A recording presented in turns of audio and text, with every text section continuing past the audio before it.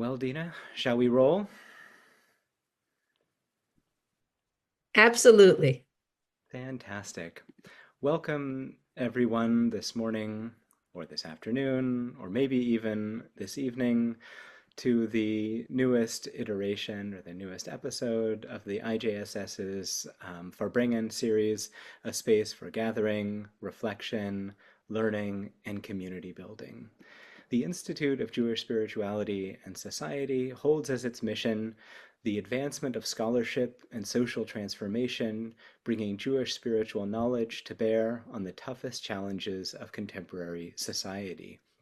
We are really honored and delighted today to host Dr. Deena Aranoff, the faculty director of the Richard S. Steiner Center for Jewish Studies at the Graduate Theological Union in Berkeley. Um, Deena teaches rabbinic literature, medieval patterns of Jewish thought, and the broader questions of continuity and change in Jewish history. Um, Her recent publications engage with the subject of childcare, maternity, not modernity, although also, and the making of Jewish culture.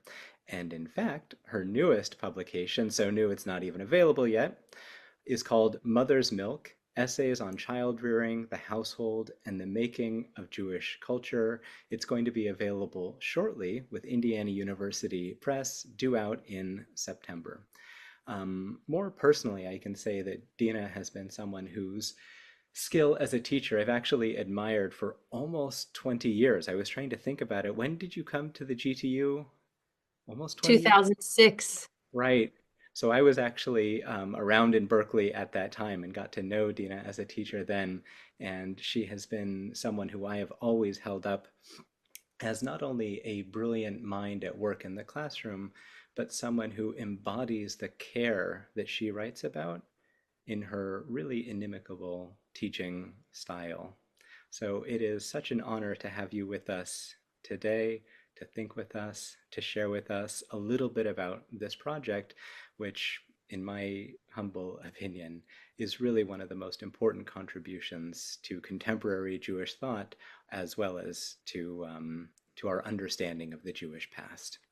And Deena, perhaps I'll turn the floor over to you with just one word about the format.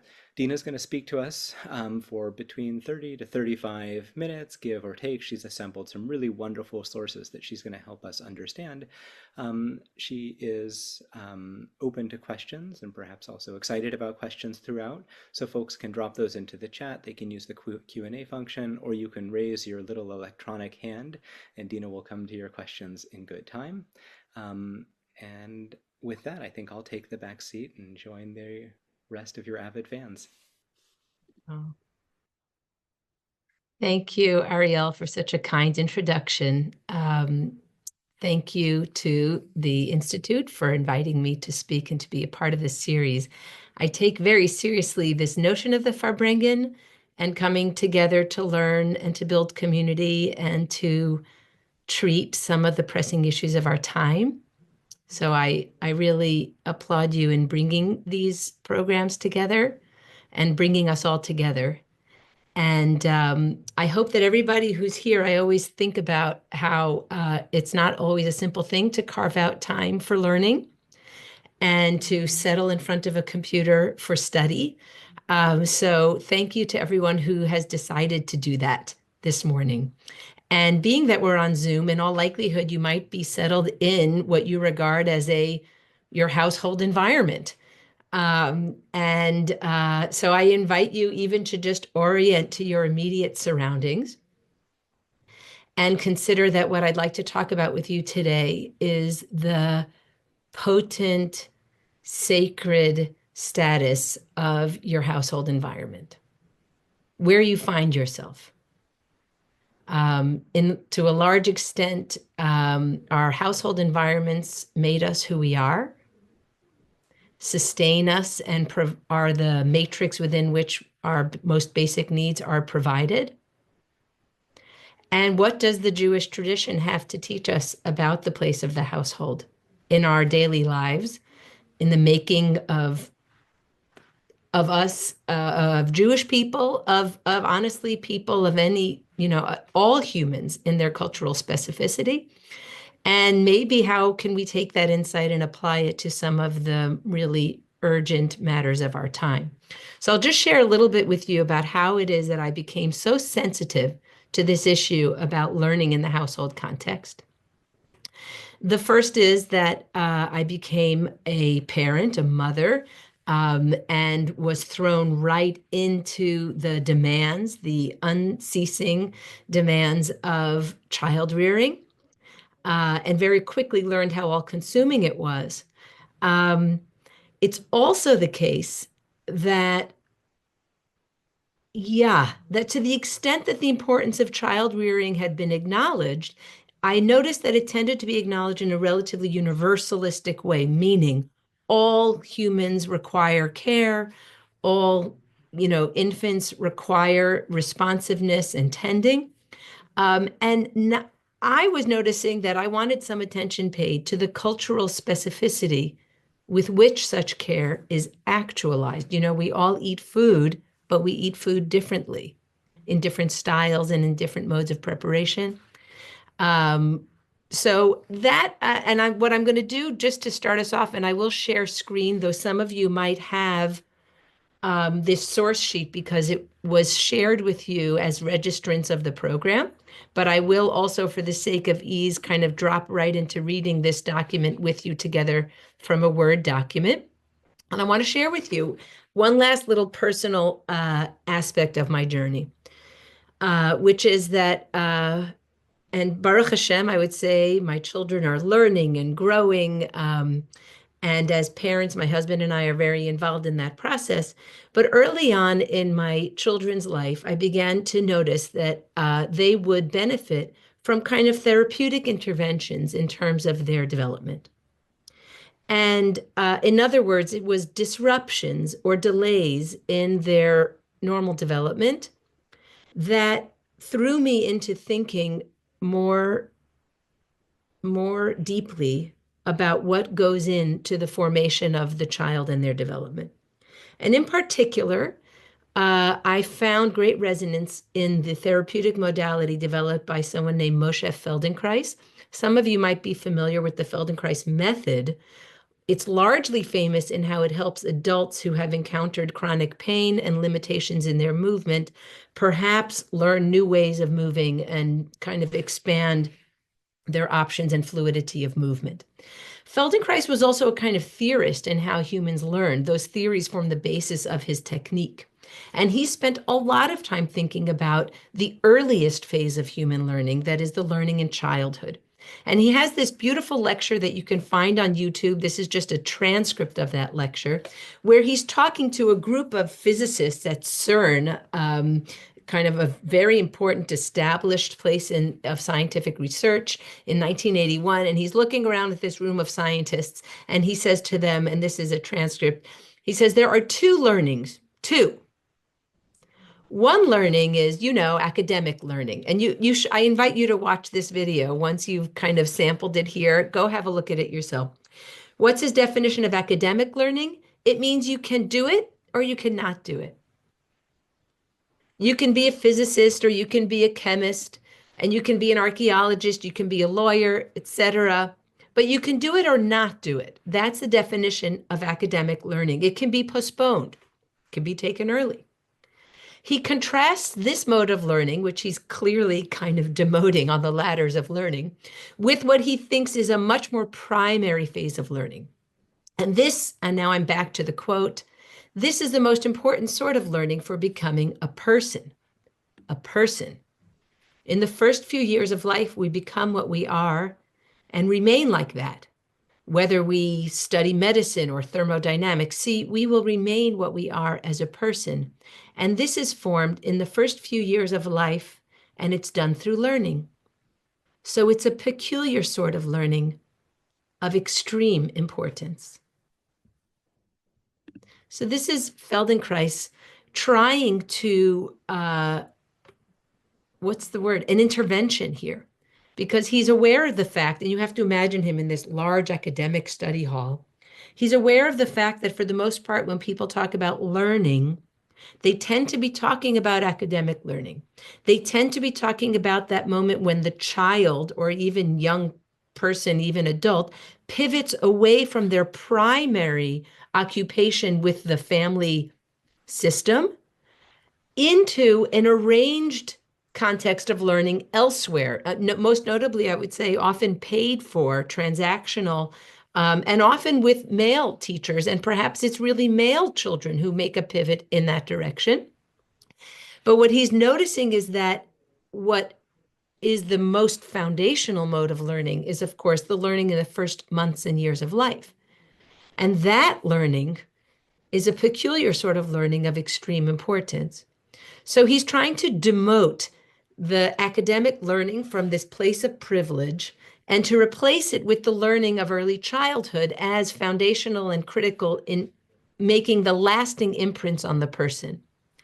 I will share with you that while Feldenkrais wanted to make visible that mode of learning, he also had certain antipathy for it because Feldenkrais's technique was actually an intervention meant to interrupt and redirect habitual modes of movement for new and more optimal ones.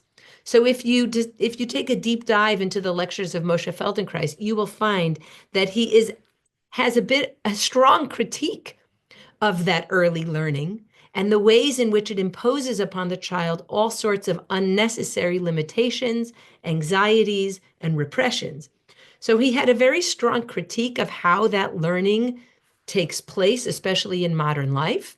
But he also wanted to establish its essential importance. I also gave you another important thinker, and I have to credit my colleague Nomi Seidman for alerting me to the writings of Max Weinreich, who's most famous as a scholar of Yiddish. But he was actually one of the first Jewish scholars, European Jewish scholars, to take Freud's ideas of early human development very seriously and to consider the particular ways in which just Eastern European Jews, Ashkenazic Jewish culture was formed and left its lasting marks on the population emerging from that context. And he too was quite aware of the importance of the life stage that is early childhood. And he too does the same move of trying to rearrange our normal ways of thinking about learning, our more habituated ways of thinking about learning, which is that we might think that it's when we are as teachers, as parents, as community members, when we're in the most direct mode of instruction, when we try to instill ideas in children and provide ethical lessons for children, that is the serious mode of Jewish learning. But here Weinreich makes a point, maybe you see echoes of Feldenkrais in there. I suppose I should have put these sources in the reverse order. But what he says here is there is no life stage that places such an important role in forming the personality of an individual as the first few years of life. And it is particularly the simplest and most ordinary things that play this role, and not the ideas that people try to instill in children or the ethical lessons they demand that children learn. The more we learn about nursing, he's referring to breastfeeding here, but we could just, subsume into that all of the many aspects of care provision for an infant and young child. The more we learn about nursing, the clearer becomes the colossal importance of the stage of infancy. It is the first school of life, and a very serious school indeed. I'll stop the share for a moment so we can all kind of get onto the same page again. You can see how both scholars are trying to invert the typical order with which we approach the topic of Jewish learning and to privilege the earliest phases of learning. And if we go with Weinreich's insight, we might say that it's not learning in the abstract, it's not care provision in the abstract, but actually that phase of life is the phase of life in which the child is marked receives the kind of markings of the cultural specificity, the coordinates of place, time, language, affect, music, that's when that formation takes place. I can't resist jumping to, and when Ariel invited me, of course, he reminded me of where we are in the Jewish calendar and to think about our approach to Passover. And there are so many ways in which Passover intersects with this fundamental insight about Jewish learning. Um, the first of which I can't resist to say, if you might be someone involved in ordering your household right now in alignment with the dictates of springtime cleaning, who doesn't, who couldn't appreciate the force of the upside down household in the weeks leading up to Passover? And the biblical verses and the lengths at which that emptying of leavened goods is described. It's at unusual length. What is removed from the household, how fully it is removed from the household. These are central biblical commands. It is interesting to note that in terms of the rabbinic ceremony around Passover cleaning, it largely appears in a kind of abbreviated and symbolic form the night before the eve of Passover, when a candle is lit and a feather is taken out and a blessing is uttered, in which the family kind of imitates, does a small performance of the extensive work of house cleaning. So it's a funny moment, just a biographical anecdote, which is that whenever I pick up a sponge for the first time for Passover cleaning or the broom, in my mind, and actually of late, even through an utterance, I do my best to mark it ceremonially, given that it is such a direct fulfillment of traditional command and biblical command, even if for some reason, which we'll have a discussion about this afterwards, it never achieved rabbinic register enough for there to have been a blessing to be uttered before the cleaning of the house begins. It almost feels a bit sacrilege to me to take up the sponge without some kind of blessing, as it is such an intense fulfillment of biblical command. Similar, what's it called, deficits maybe in rabbinic register can be found in a whole range of household activities that have obvious importance, but somehow don't have formal, let's say, utterances of bracha associated with them. I think a little bit about pulling out the supplies for the building of the sukkah, for example. But we could talk more about that. So here we are in the throes of a holiday in which the household is the central domain. And so what better moment in our calendar to be thinking about the centrality of the household in the making of Jewish culture? In fact, and this is something that I discuss more fully in my book, I think that if we introduce the household and its importance in the making of Jewish culture, we will account for what is arguably one of the greatest mysteries to surround the telling of Jewish history. Mark Twain is famous for asking, what explains the eternal Jew? What explains the persistence of Jewish culture and memory, given the evident disruptions, catastrophes, and migrations that characterize the Jewish past? And it's true that if one places exclusive emphasis upon larger institutions such as the temple or even the synagogue, one really is left with a sense of the great mystery of such continuities in Jewish history. However, if one adds the household to the telling of Jewish history, you kind of find this really important third thread almost in the telling. And this is a thread that actually accounts for some of the constancy in Jewish formations over time. I have, for reasons I'm not sure of, I've come back again and again to a verse in Kohelet, in Ecclesiastes, that reflects that the trifold cord is not easily rent, it's not easily sundered. And what is that trifold cord in Jewish history?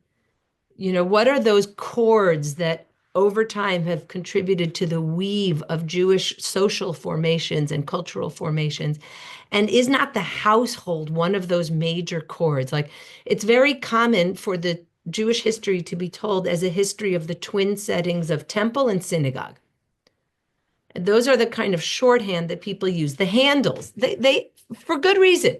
Those are the handles that people use if you want to pick up big periods of Jewish history and kind of get a sweeping understanding of the Jewish past. But it makes a little bit of trouble because if those are the settings that can stand in for all Jewish developments over time, you really do have to wonder how it is that with the destructions of the temples, something nevertheless persisted.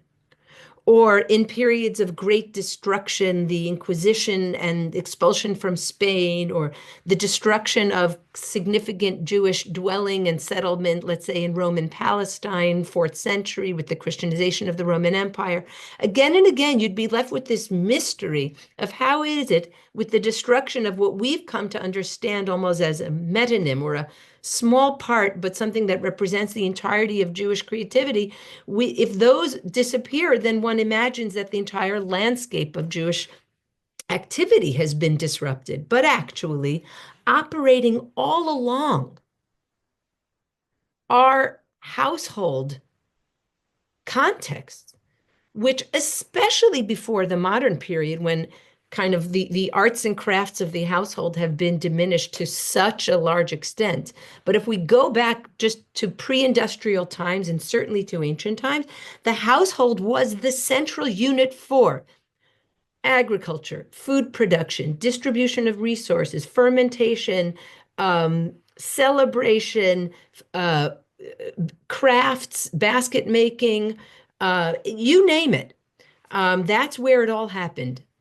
And if that place was marked in specific cultural ways, for example, if the springtime month was marked by a full moon festival in which the house was rid of leavened goods, and which there was a large communal meal involving a shared animal sacrifice and consumption of the meat, that would have marked the Israelite household, later the Jewish household in Second Temple times, and arguably all the way up until today. I also want to just add that I don't mean to suggest that the household was host to some kind of unchanging Jewish essence, almost like the preserved oils of Hanukkah.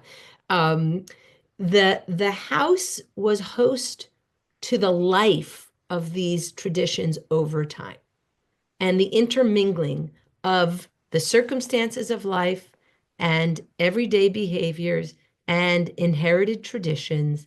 And it's the place where those all come together to generate new customary forms. So it's not a static Jewishness that is preserved in the household. It is not a static Jewishness that wraps the Jewish child in the coordinates of place and time. It is a changing one. So that just kind of adds to the paradox. What I'd like to do is have a look at the second aspect of Passover time and why this theme of the household might be particularly resonant. And I'll just drop briefly back into the source sheet for us to look at. And we don't have to read it closely. I just want you to kind of glimpse at it for a moment. Maybe one of the many, let's just say, one of the many beautiful stories that fill the Passover table and kind of part of our people's understandings of our origins, which is the birth of Moshe, little baby Moses. And he's born in tough times in Egypt. I don't need to tell this group the story. But he's born, and his mother, who sees that he is good, hides him for 3 months. She was able to hide him for 3 months, despite Pharaoh's decree that all the male children should be thrown into the Nile. But she could no longer hide him much longer. And so she made a wicker basket and caulked it as best as she could I imagine this was some way in which she would both fulfill Pharaoh's cruel decree of casting him into the waters, but also nevertheless trying to protect his life. His sister stands from a distance to see what would befall him. The daughter of Pharaoh goes to the Yeor, that's the Hebrew there for Nile, and her maid servants are with her walking along, and she sees the little basket and sends one of her maids to bring it to her. And I'm, again, forgive me, just paraphrasing. She opens it, and it's always interesting how with baby Moses you have this twice revealed double gaze that happens, first of the mother and then of the daughter of Pharaoh. She sees the Yeled, and behold, it is a weeping youth, and she is filled with pity. And she says, she kind of declares, this is a child of the Hebrews. The sister comes, appears, and says, shall I bring you a woman to nurse, a Hebrew woman to nurse the baby, and she'll nurse him? And the daughter of Pharaoh says, go. And so she goes and brings the mother of the child. I'm very excited to talk about this with the group. So bear with me as I just make sure we all get onto the same page with the story. The daughter of Pharaoh says, Helichi et hayeled hazeh. What a phrase. Accompany this child, maybe, and nurse this child for me. I have to, just parenthetically, folks, don't we have to think that the daughter of Pharaoh is recognizing this woman as the infant's mother? Back into the text, and then I will give you your pay. So here the daughter of Pharaoh becomes an accomplice in subverting Pharaoh's decree. If we assume that she knows that this is the infant's mother, which had to be recognizable to everyone involved. And then she makes a big to-do about this is she is hired to nurse this infant on behalf of the daughter of Pharaoh, making it a kosher arrangement, and the woman takes the child and nurses him. The next verse, the child grew up, vayigdal hayeled. It's not clear how old, but vayigdal is that from the word gadol, so quite mature, maybe having recently been weaned. So why don't we say somewhere between 3 and 5 years old?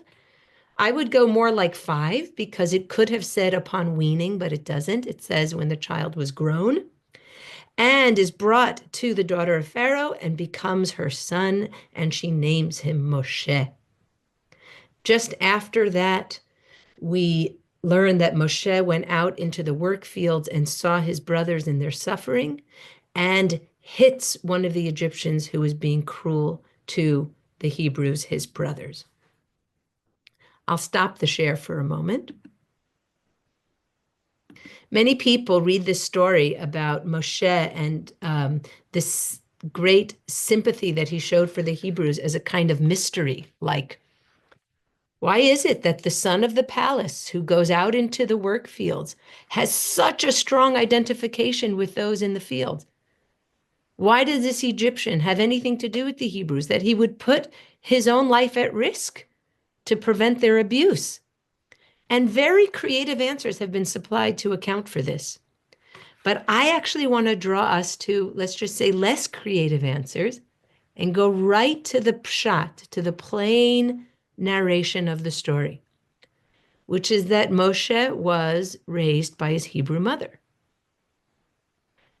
For the first, if you want to say 3 years, okay, but remember, I have Moshe Feldenkrais in my mind. The first 3 years of life, first 5 years of life, you kind of become who you are as a person. And I'm quoting Feldenkrais again, and you'll remain like that, whether you go on to study physics or maybe to be adopted by the daughter of Pharaoh, but you will remain who you are as a person.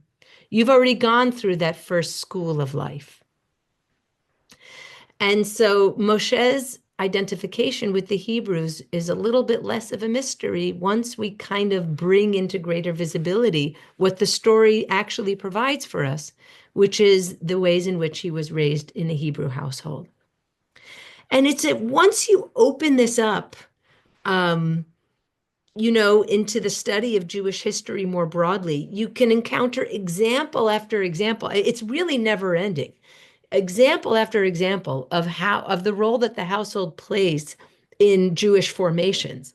I put on your source sheet, but I don't think we have to read it together. I'm really eager for us to open up. But I put a few examples of Ladino lullabies, for example, some of even the most well-known ones like Dorme, Dorme, in which the recitation of Shema Yisrael is so prominent. There are other examples, Ladino ballads, again, so this is medieval materials that narrate actually the story of baby Moses, so that that young child from such an early age is himself, herself, imagined to be Moses, wrapped up and cared for by a whole series of caregivers, the midwives, the mother, the daughter of Pharaoh. So many ways in which the child comes to understand their place in the Jewish landscape. Some of you here might have examples of other lullaby traditions in which the child is somehow transported to the Beit Midrash or to the Cheder, learning the alphabet, and um, in which the child is introduced to these milestones of maturity, marriage, learning. I mean, so much instruction, so much formation in this most serious school of life, which is the first months and years of childhood. So I think I'd like to kind of conclude some of my own talking here, and hopefully we can maybe through questions and conversation unpack some of the basic definitions and even some of the stories that we visited in the source sheet. Would anybody like to share an initial reflection or question?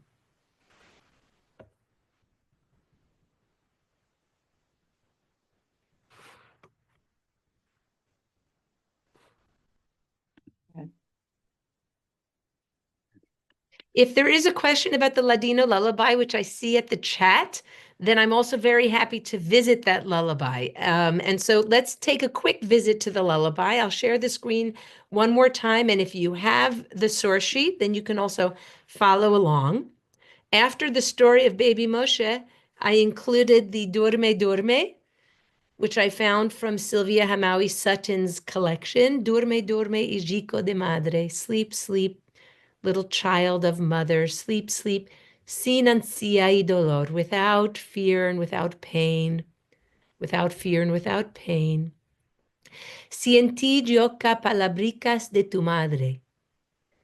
Listen well to these little words of your mother, the words of Shema Yisrael, the words of Shema Yisrael. Sleep, the little child of the mother, with the beauty of Shema Yisrael.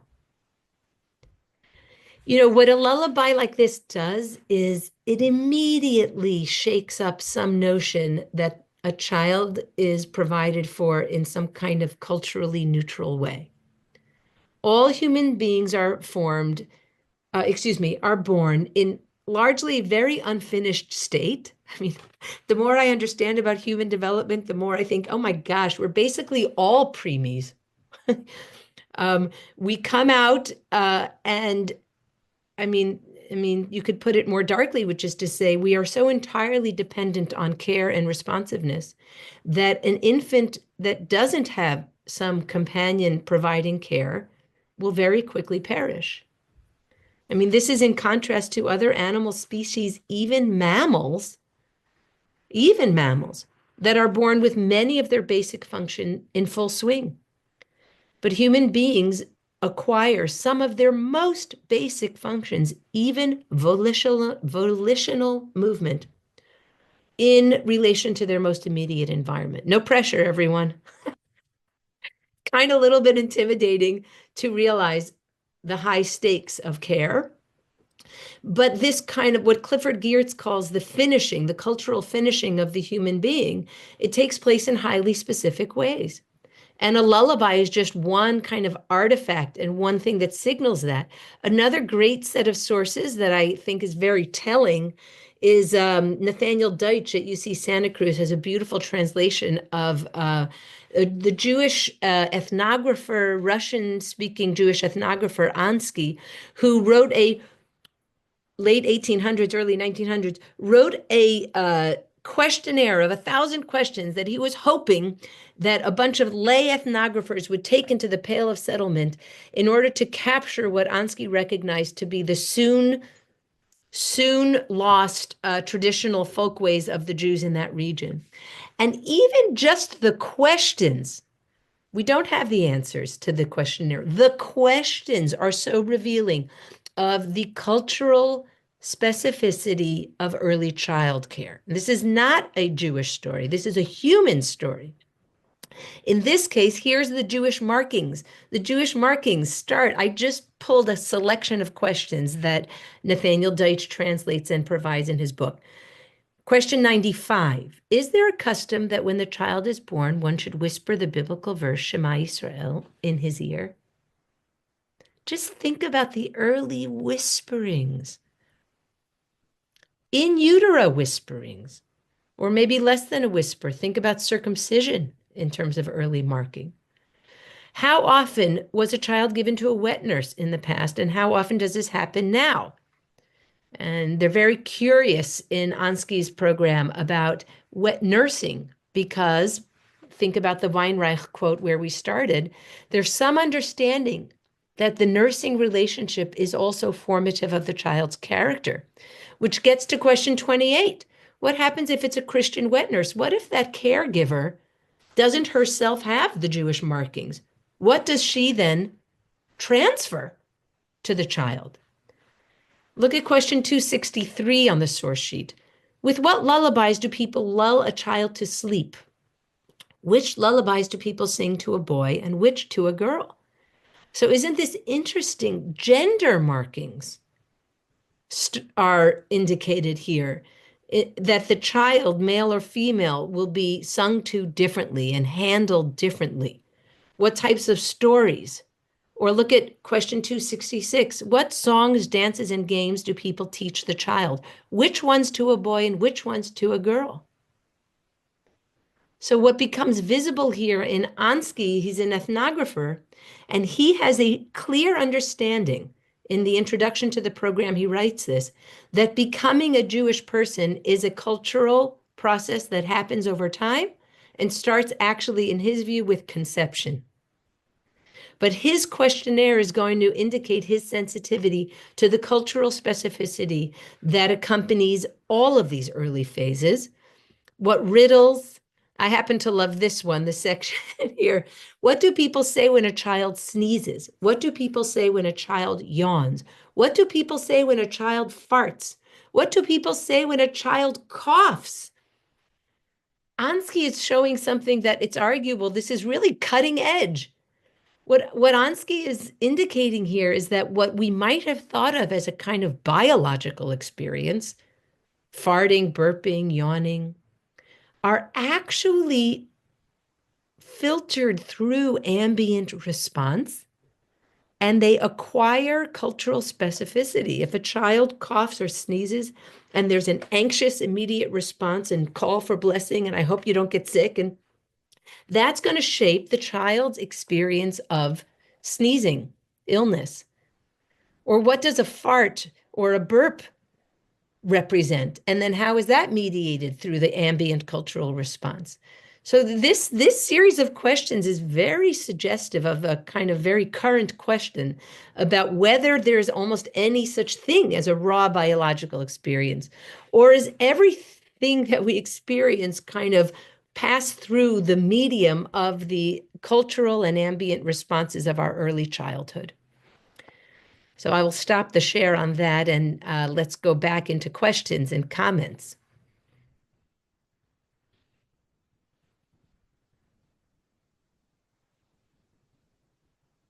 I can speak a little bit. It's really interesting. I'm a child and family behaviorist, so I'm often focused on not just for Jews, but I have Jewish clients as well. How important it is I'm always trying to help people structure their families more, because usually we're having a lot of tantrums, is why I'm getting them in my practice. Yeah.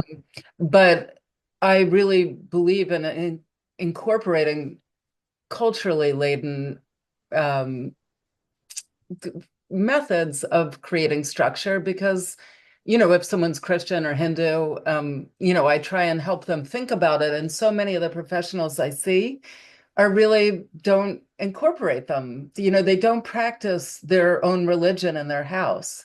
And so it's really a big passion of mine. And I'm very grateful for this talk because you're giving me some of the intellect, like I know you're about cultural markings, but you're giving me some of the intellectual background for helping families understand the importance of this, having more language and sort of background to share that. But I did a mindfulness, I do a lecture, free lecture for people in the practice, families in the practice on mindfulness.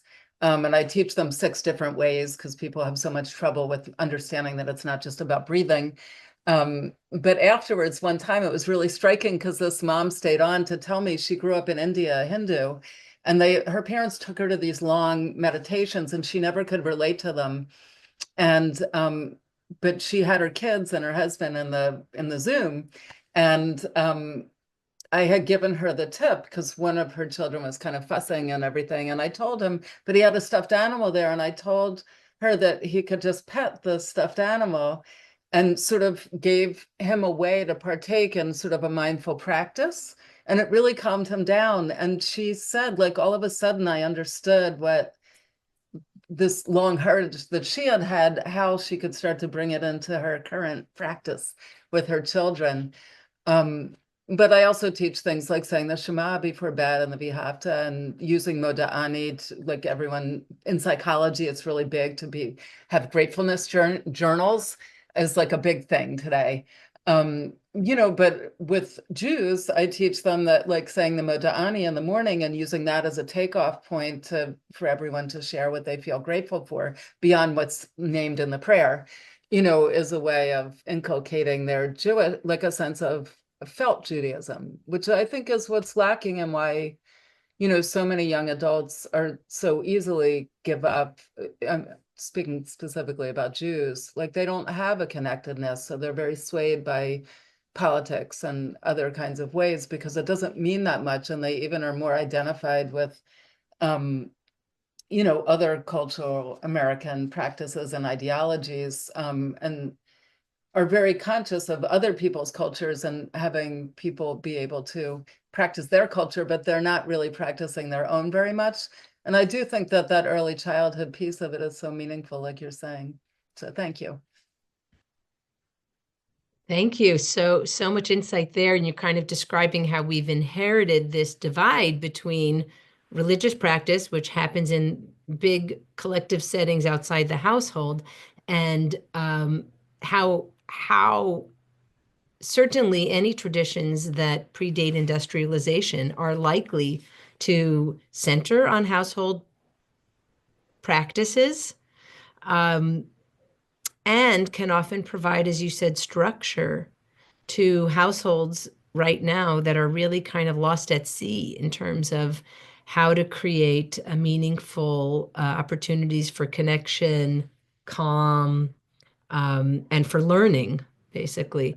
And I have also said to many people, I say, if you have access to any tradition in your family line that predates our kind of current malaise, in all likelihood, it contains really potent medicines for the human condition. That's why it would have survived all of over the millennia. And sounds like you're helping to surface some of those potent tools for people who are seeking in their household those kinds of tools. Preschools, I sometimes feel that Jewish preschools have a little bit of a leg up because to the extent that they incorporate things like on Thursdays is when we make the dough, and on Fridays is when we bake the challah, and when we light the candles, and we sing Moda'ani, as you said, that there are so many ways in which what were largely household activities that now can find some place in a preschool environment, rather than having to invent these ceremonies whole cloth. Schools that have a connection to traditional practices can really work with them in really potent ways. Hopefully we'll get to hear more. Anne, you had a hand. Would you be willing to share? Yes, several things came up for me. I guess one of the first ones is that when you just mentioned Jewish preschool, I have a young grandson who went to a Jewish preschool. They would bake challah. He would talk about King Ahasuerus. Well, now they are completely away from anything that's Jewish, and I'm happy to think that maybe something has stayed in his little soul. I don't know. But two other things I want to say. I'm also a psychotherapist, so part of my role has been to help people tease out their early beginnings in terms of how that is affecting their behavior today. And many people are really ignorant about the potency and the force of what happened in their early life that is leading to maybe dysfunctional behaviors today. So I feel privileged that I have helped people to come to understanding about how important their early life is. But the last thing I want to say is I have a dear friend who has a daughter, she's 30 now, adopted from China, raised in a Jewish family. And there are many struggles. She's completely rejected both Judaism and actually her adoptive mother. And so I'm reading this book called Adoption Unfiltered, which my friend suggested to me. And it's true stories from the adoptees, the birth parents, and the adoptive parents. Many stories about the pain of adoption.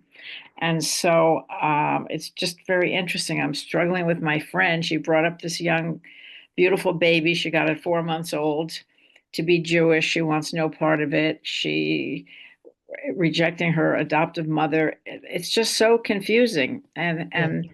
Helping people to just looking for me at this book and seeing about the early trauma and the effect that is so long lasting. Yes. So I hope I haven't said too many things at once, but thank you. Not at all. What a beautiful set of sharings. My, we are a small but mighty crowd this morning. Um, one of your last comment does make me think about the fact that we have to face the fact that the modern household, the modern family unit is in the post-industrial West is deficient in many ways. It's underpopulated. We do our best in a way to raise up this dyad of the parent and child, or often the mother and child. But in fact, the infant used to be surrounded by a host of people, held by many people. So the markings were, in that sense, more diffuse. And so again, this is out of my expertise, but I do find myself wondering whether as a child matures, the narrative of rejecting the caregivers has gotten a bit stronger because the caregiving was provided in too much of a restricted dyad or even triadic relationship. So these are the first humans to be raised in such a narrow human field. Right now, we are living through a huge experiment. I mean, anecdotal. I just think about my mother who grew up in an apartment building in New York City and was upstairs at the neighbor's apartment and downstairs at her aunt's apartment, and so much movement and mobility that allows a child to experiment with their agency and their relationships at a much earlier age. That's and so I sometimes whether the rejection of the parent is the flip of the exclusive role of the parent in raising the child. And of course, in adoption, that's going to be even more acute. I'm seeing Jewish passages on Jewish community at a young age. Beth, thank you for bringing that up. What if your Jewish passages, I'm wondering if the most famous Jewish passage, at least in the American Jewish scene, is the bar or bat mitzvah at 12 or 13 years old. So there's been a resurgence of a ceremony related to the cutting of hair for the first time, especially of young boys. That used to be a practiced ceremony in a smaller group of Jews, but has become a little bit more widespread. or even this tasting of honeyed letters as the child pivots towards learning outside the home, and especially the learning of the Hebrew letters. So there are available to us these kind of templates of ceremony around milestones for the child that can be raised up and leveraged to some extent, ideally to be more life affirming of the child and their trajectory. I think what I would want to share is that it's also my hope that aspects of everyday household living, acquire more status, become more front of mind for us as we, especially if we're in the position of raising children in that household or in the community, honestly. So even making breakfast for someone who is dependent upon you, could be an elder who you're caring for. And though making that meal and providing it might not have a blessing that accompanies it, to think of it as a sacred Jewish action, to think of it as a piece of the longevity of the Jewish people over time, can also kind of, I don't know, ease up the burden of care provision. A friend of mine, Alyssa Strauss, has a book called When You Care. And the book is trying to take care out of this. People think of it as, oh, it's this burden I have to care, from the burden model into the what spiritual delights can be experienced in providing care and in receiving it. So some of this, so my hope is that we can have, there are peak ceremonies around life stages in communal Jewish communal life. But what if we even took the non-peak activities of care, and kind of, or even, as I said, cleaning the house for Passover, when you pick up that sponge or you take out the Clorox, to think of that as significant in the shaping of the household, which now becomes kind of this really important setting in the history of the Jews, right up there with synagogue and temple. Ariel, please.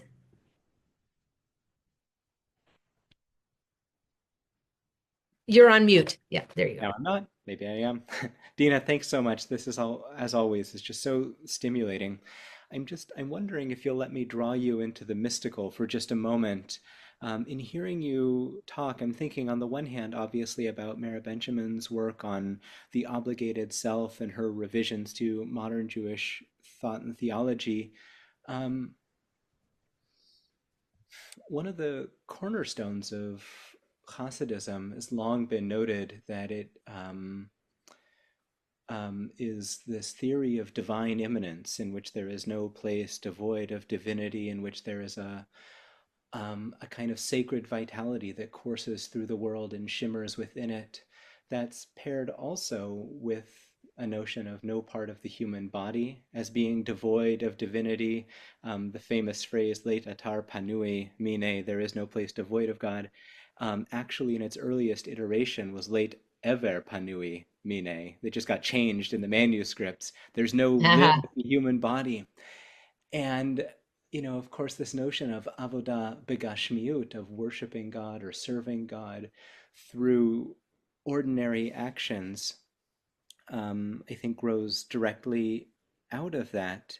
And that isn't worshiping God at the expense of the person in front of you, but worshiping God in your care for the person in front of you. The person doesn't just melt away into some vision of divinity, but rather it's obligation. Um, and a few ago, colleague and much lamented departed one from our field, Sippy Kaufman, wrote an essay about thinking about Avodah B'Gashmiut as a frame to get beyond this really silly debate in the study of Hasidism about where women fell into this, and if you judge Hasidism only by a kind of public external public external performance, then women have no place within that. But if you open up Hasidism as a kind of new and capacious understanding to the role of everything from education to the like creation of what you just so beautifully described as a not a sacred third space, but a sacred primary space in the home. There's so much richness to being to that vision. And I couldn't help but when you were talking about the lack of ritual benedictions to go along with some of these things. There's this amazing passage in the Shnei Luchot Habrit from Isaiah Horowitz in the 17th century, where I don't think he was thinking in like the maternal domestic, but he says, how could it be that we only have blessings for certain things and not for others if we know that everything is holy? And so he comes up with this notion of you say a leshem yichud for the sake of bringing together the broken parts of divinity before every action in the world. Less a question and more of a comment, just the way that I think your way of thinking not only changes the way that I've looked at rabbinics and not only changes the way I've thought about Bible, but really changes the way that I think about Hasidism and Jewish mysticism as well. So, excuse me. I don't know. I'm with Annie, so I don't know how to raise my hand. But I would like to tell you about a hugely formative childhood experience, and actually, it connects to Judaism.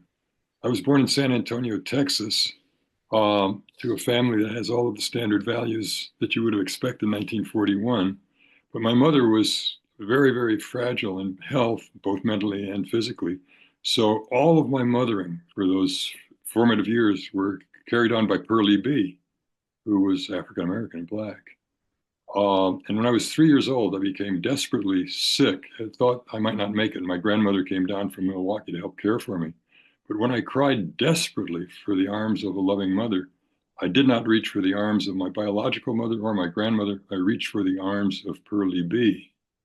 And not surprisingly, in my later life, I became a social activist, civil rights activist, and all that. And here comes the connection to Judaism. In that life, I met three kinds of people that I admired over and over again. Wow, they're remarkable. Quakers, progressive Jews, and Catholic workers. And here's Annie, who is Jewish. And I, like Mark Twain, I had long wondered what explains the continuity of the Jewish people. This is utterly remarkable. It's an evolutionarily remarkable thing. And when Annie and I were getting together, I said, thank God you're Jewish. At last I would get to learn something about these people. And I did. And it took me about 2 or 3 months to fall in love with Judaism.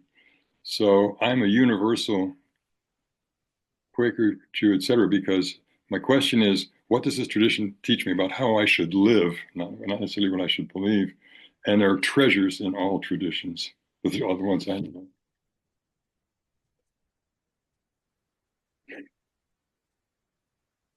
As I said, a small and very mighty group. I'm actually so glad that so many of you spoke this morning. And just to circle back to Ariel, maybe by way of closing, as I think we're kind of at the hour, I love to think about how Hasidism provides for this expansive notion of what is sacred, as you said, the sacred vitality that flows through all existence, late atar or aver panui mine. There is nothing absent that vitality. Somebody in the chat said that it was a Chabad teaching that allowed them to raise up the domestic task of dishwashing. And to share that there's a Hasidic teaching about what kind of utterances could accompany what might at first blush seem like a profane activity, gashmi exclusively, that is only of matter, and then to understand that within that there is such sanctity. So I'm at the beginning of, the more applied aspects of this insight. But I really appreciated the discussion this morning and where everybody here took it. So thank you so much, Deena. You may be at the beginning, but we're all your students, and we're so grateful for you to take the time to come and share this with us today. I, into the chat, have popped the publisher's page for your new book. I see it's now available for pre-order. Can't wait to get our hands on it. So exciting. So please join me in thanking Dr. Deena Aranoff for coming and speaking and thinking with us today in such a deep and caring way. Stay tuned. Our next Farbrengen will be on May 6th. I'll be in conversation with Aaron Leib Smokler and Zevi Slavin, and look forward to seeing you all then. Deena, thank you so much. Thank you. Wishing Thank everyone a you. happy and wonderful Passover. Amen. Take care.